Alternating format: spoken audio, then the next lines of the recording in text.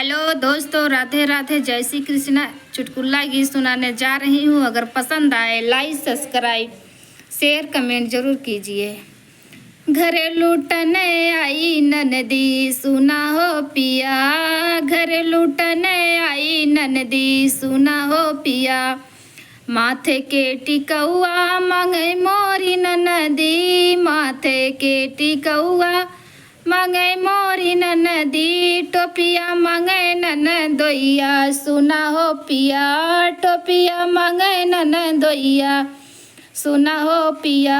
घर लूटने आई ननदी सुना हो पिया, घर लूटने आई ननदी सुना हो पिया।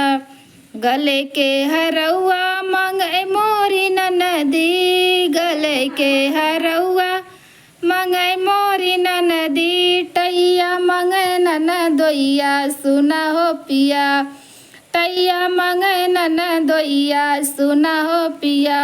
घर लूटने आई ननदी सुना हो पिया, घर लूटने आई ननदी सुना हो पिया।